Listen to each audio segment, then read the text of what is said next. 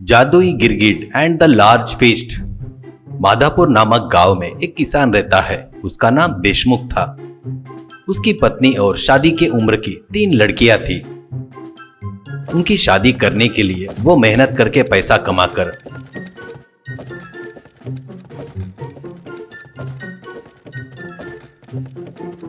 घर में छुपाकर रखता था।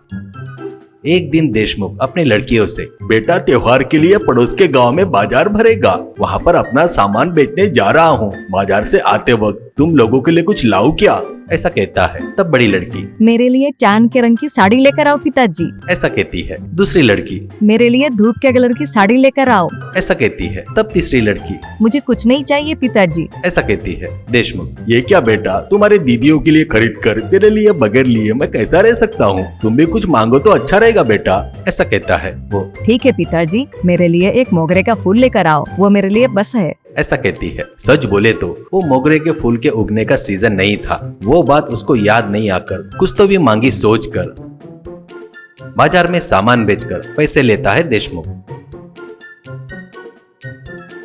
ऐसे दोनों लड़कियों के लिए 2 साड़ी खरीदता है। उसके बाद, अरे हाँ, ये तो मोगरे के फूल का सीजन नहीं है ना, बेचारी ने अनजाने में मांगा होगा, कैसे भी करके मोगरे का फूल हासिल करूंगा। इस गांव में कोई भी धनवान के घर में इस सीजन में उगने वाला मोगरे का फूल है क्या, पूछकर उनसे मांगकर मेरे लड़की के लिए मोगरे का फूल लेकर जाऊंगा। उस तरह देशमुख मोगरे के फूल के लिए गाँव भर घूमता है, पर उसको कहीं भी मोगरे का फूल नहीं दिखाई देता। इससे वो दुखी होकर घर का रास्ता पकड़ता है। वो जल्दी से घर पहुंचना करके जंगल के रास्ते से सफर करता है, पर अचानक भयंकर हवा तूफान बारिश शुरू हो जाती है। उस बारिश से अचानक हुए काले घने बादलों के कारण अंधेरे में रास्ता भटक जाता है। इससे उसे कुछ दूर पर एक राजभवन दिखाई देता है। तब वो भागते हुए भवन में जाता है और वो, अरे इतना बड़ा महल इस जगह पर मैंने कभी नहीं देखा, और हाँ, यहाँ पर पहरा देने के लिए भी कोई नहीं है करके सोचकर उसमें प्रवेश करता है।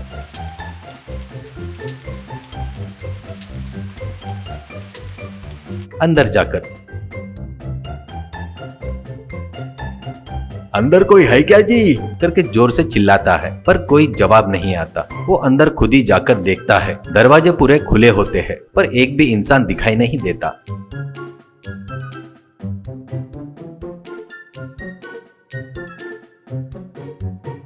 ये क्या, कोई भी नहीं है, पर घर बढ़िया साफ सफाई करके है, जैसे कोई रहता हो, करके सोचता है। इतने में उसे स्वादिष्ट भोजन की खुशबू आती है।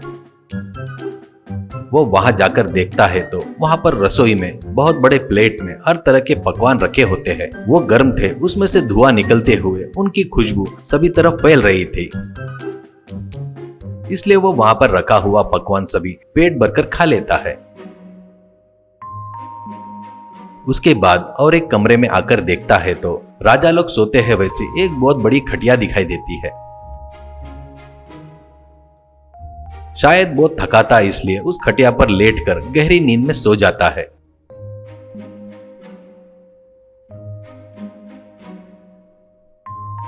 उतने में सुबह हो जाती है। वो नींद से जागता है और घर में कोई है या नहीं करके देखता है, पर कोई भी नहीं दिखता है उसको। कोई नहीं दिखने से चलो चलते हैं यहाँ से करके निकलता है। वो जैसे ही उस भवन से बाहर आता है तो उसको एक मोगरे का झाड़ दिखाई देता है। उसमें बहुत सारे मोगरे के कलियां दिखाई देती है। वो देखकर देशमुख बहुत ही खुश हो जाता है। अरे वाह, मेरी तीसरी लड़की के लिए मोगरे के फूल नहीं मिलेंगे सोचा, अब वो भी इच्छा पूरी होने जा रही है।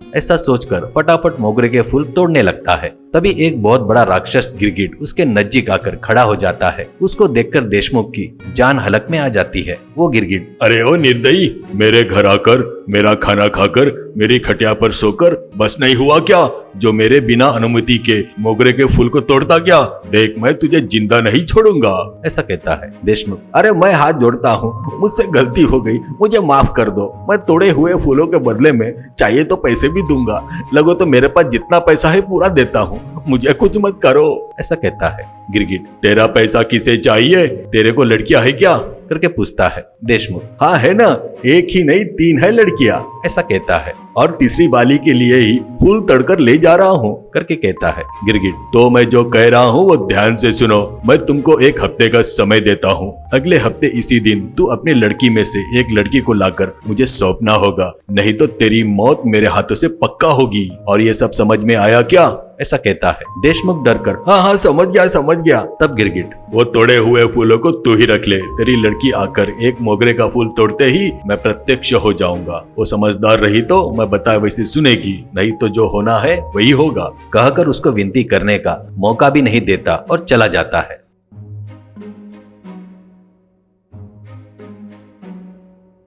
घर आकर देशमुख घर वालों को जो हुआ बताता है और कितनी बड़ी समस्या आ गई रे भगवान बोलकर अब क्या करना समझ में नहीं आ रहा है करके दुखी होता है। बड़ी लड़की, अरे बाप रे, मुझे तो उस गिरगिट का नाम लेने से ही डर लग रहा है। मैं तो बिल्कुल नहीं जाऊंगी, ऐसा कहती है। दूसरी लड़की, असल में इन सब का कारण यही है, बिना उस फूल के मौसम के वो फूल मांगना इसने ही की हुई गलती है वो करके तीसरी लड़की को गाली देती है। तीसरी लड़की, हाँ ये मेरी ही गलती है, इसलिए मैं ही उस गिरगिट के पास जाऊंगी, ऐसा कहती है दुखी होकर।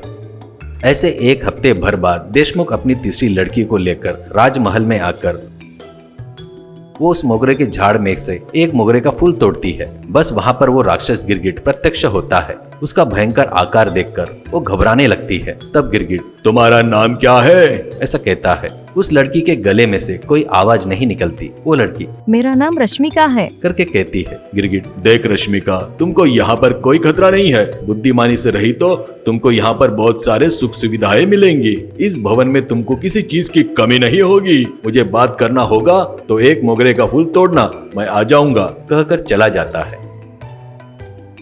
तब देशमुख और रश्मिका दोनों लोग 3 दिन तक वहां पर बिताते हैं।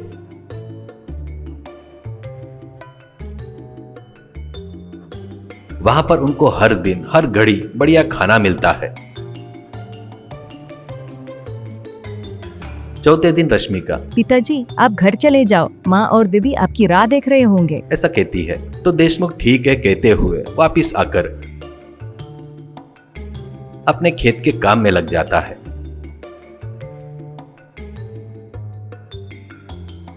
बाद में रश्मिका एक मोगरे के फूल को तोड़ती है। गिरगिट वहां पर आता है।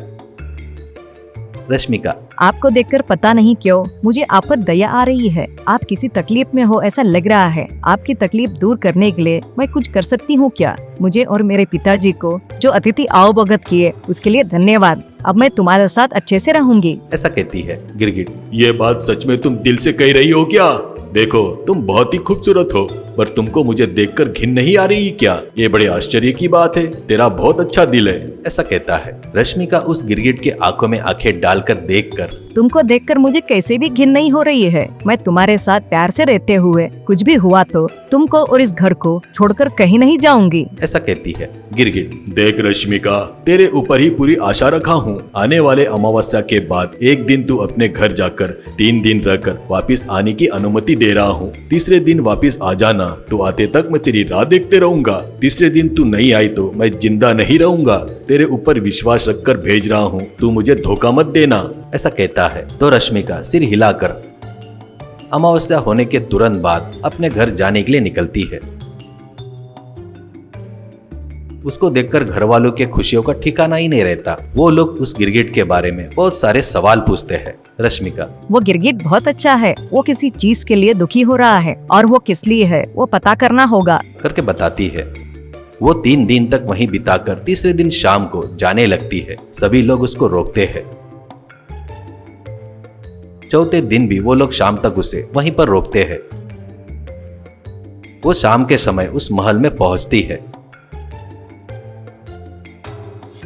तब वहां पर उसके मोगरे का झाड़ सूखा हुआ दिखाई देता है और वहां पर एक ही मोगरे का फूल है देखकर उसको तोड़ती है, पर वो गिरगिट वहां पर नहीं आता। तभी उसको कहीं से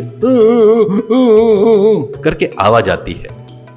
वो वहां पर जाकर देखती है तो गिरगिट नीचे गिरकर आखिरी सांसें ले रहा था।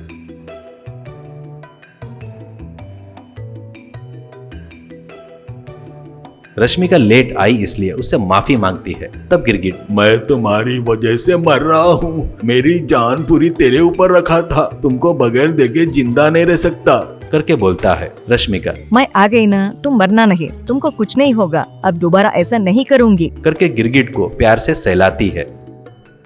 बस गिरगिट गायब होकर उसके जगह पर एक सुंदर राजकुमार प्रत्यक्ष होता है। उसको देखकर रश्मिका चौंक जाती है। वो रश्मिका, मेरा घमंड और मेरे निर्दयी होने के कारण से मुझे ये श्राप मिला। मैं कुंतल देश का राजकुमार हूँ।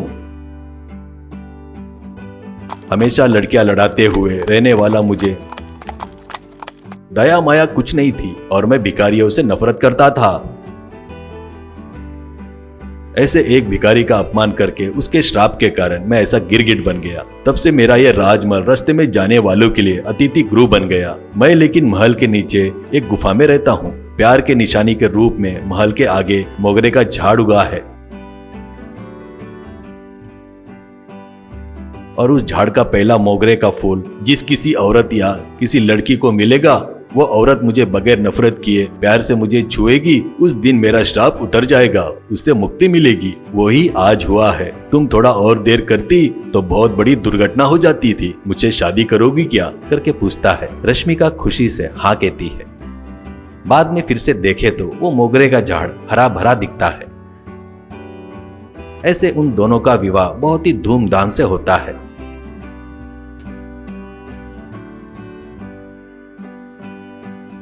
अब रश्मिका का परिवार भी उस महल में रहते हुए खुशी से जी रहे थे।